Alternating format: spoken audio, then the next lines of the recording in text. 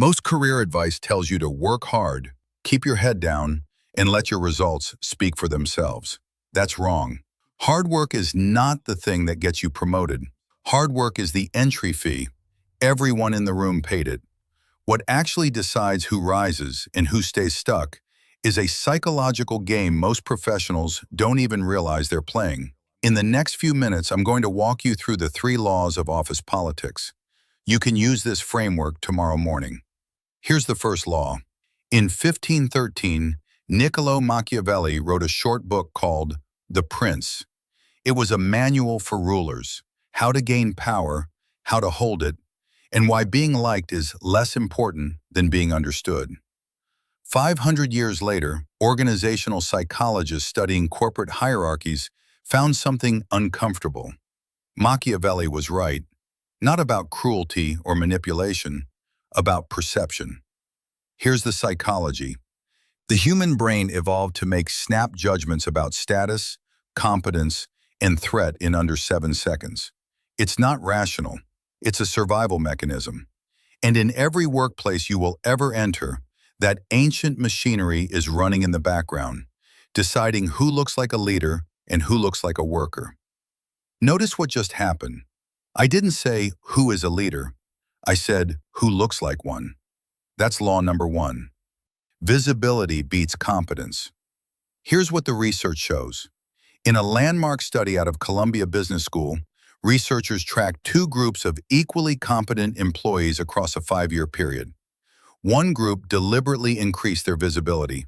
They spoke up in meetings, shared progress updates, and made their contributions known. The other group assumed their work would speak for itself. After 5 years, the high visibility group had been promoted at nearly 3 times the rate. Same skills, same output, different visibility. The psychological mechanism is called the availability heuristic. The brain confuses what comes to mind easily with what is true. If your manager can easily recall your contributions, their brain automatically tags you as more competent, even if your actual output is identical to the quiet performer sitting in the corner. Most professionals believe visibility is bragging. They're wrong. Visibility is not bragging. Visibility is making sure decision makers have the information they need to connect your name with your results. If they don't see it, it didn't happen, not because it didn't happen, but because their brain has no memory of it happening. Here's your first move. Every week, send a simple 3-line update to your manager. What you completed, what you're working on now, one challenge you solved. That's it. No self-promotion, just clear information. That single habit, repeated once every week, permanently changes your visibility. Now, visibility gets you noticed, but it does not get you protected. That requires law number 2. Alliance beats merit. In every organization, decisions about promotions, budgets, and layoffs are made in rooms you are not in. The question is not whether those conversations happen. The question is whether someone in that room will speak your name. Here's the psychology. It's called in-group bias, documented in Tajfel and Turner's social identity research. Humans instinctively favor people they perceive as part of their group. It happens unconsciously, automatically, and it overrides objective performance data in study after study. If decision makers see you as outside the group, your merit becomes invisible. If they see you as one of us, your merit becomes obvious, and sometimes even amplified beyond what the data alone would justify. This is uncomfortable to hear. Most professionals want to believe the workplace is purely a meritocracy, but the research doesn't fully support that belief. Merit opens the door. Alliances decide who walks through it.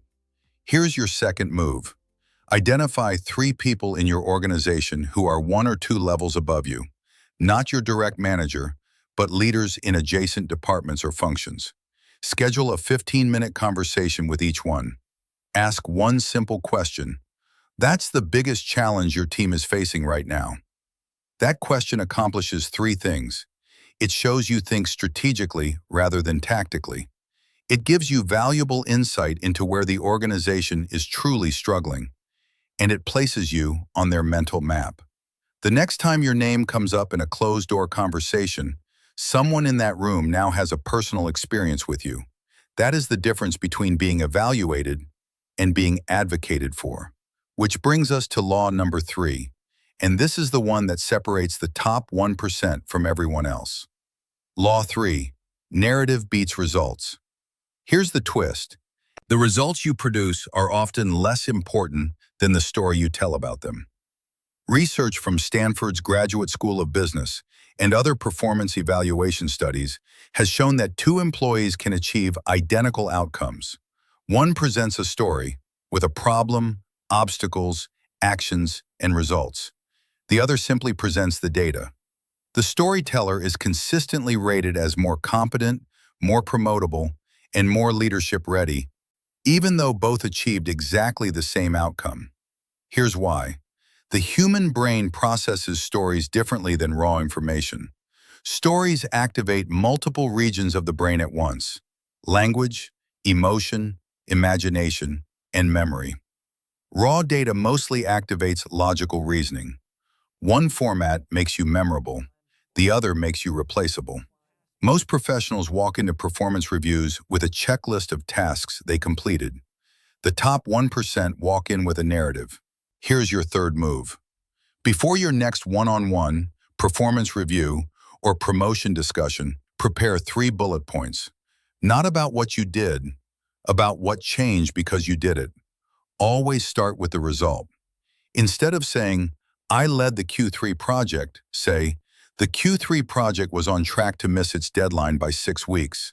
I restructured the workflow, reassigned priorities, and we delivered on time, protecting an $80,000 client relationship." Now step back and look at what these 3 laws reveal. The average professional may lose an enormous amount of lifetime earnings, not because they lack intelligence, not because they lack talent, and not because they don't work hard.